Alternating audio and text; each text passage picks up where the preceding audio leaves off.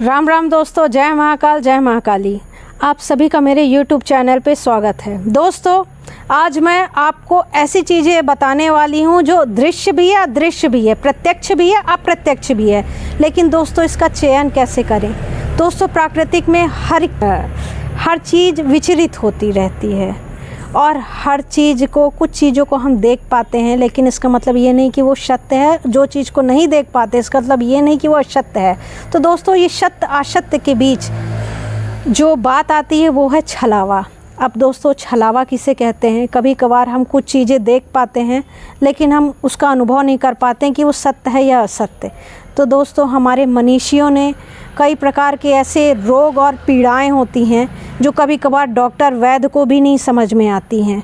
जैसे कोई पीड़ित व्यक्ति है जिसके शरीर में किसी भी प्रकार की व्याधि उत्पन्न हो गई है और हम उस चीज़ को समझ में नहीं पाते हैं।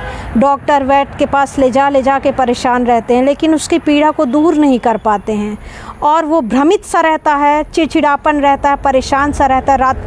रात में नींद ना आना, बेचैनी होना और भड़बड़ा के उठ जाना, ये इस प्रकार के लक्षण होते हैं। उसको खाना कम खाना, शरीर में कितना भी खाए कमजोरी लगना और शरीर दिन ब दिन घटता जाता है।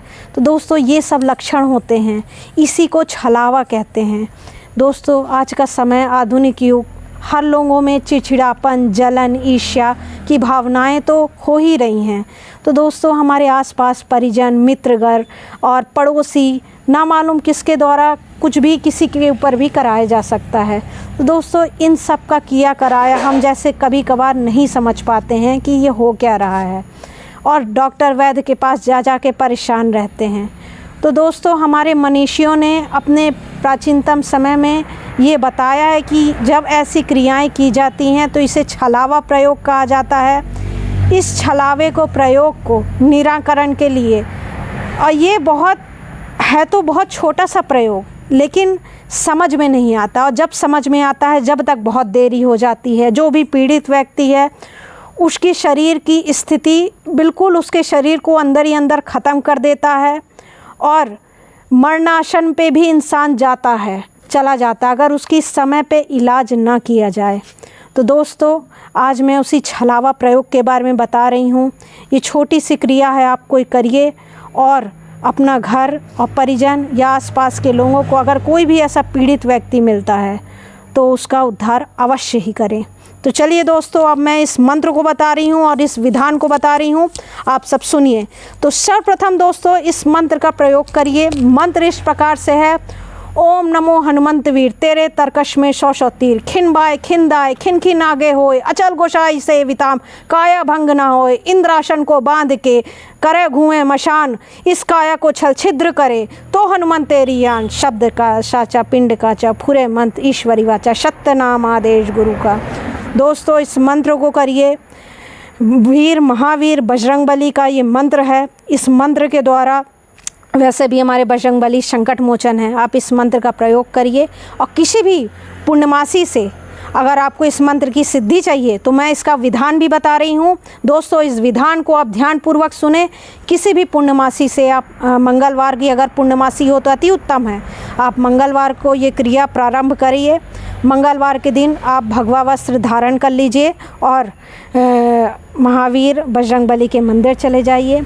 वहाँ आप झंडा और नारियल हमारे बजरंगबली को चढ़ाइए। उसके बाद आप संकल्प लीजिए कि मैं ये मंत्र करने जा रहा हूँ और इससे लोगों को समस्याओं का निदान करूँगा, और उनसे आज्ञा लीजिए और आ जाइए घर। उसके उपरांत आप नहा धो के स्वच्छ हो जाइए और रात्रि में आप एकांत स्थान का चयन कर लीजिए और मंगलवार के ही रात से आप इस मंत्र का 108 बार जाप करिए और प्रति रात को एक माला आपको जाप करना है।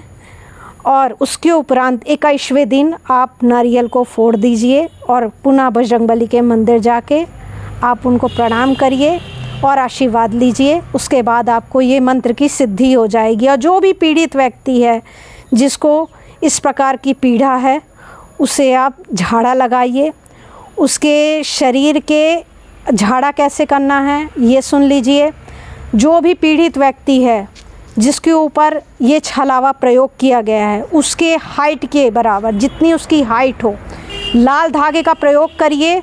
जितनी उसकी हाइट हो वो लाल धागे को उस पर 5 बार घुमाइए। पैर के अंगूठे से लेके सर तक 5 बार घुमाना। ये प्रतिक्रिया आपको 5 बार करनी है। और उसके उपरांत 21 गांठ लगानी है।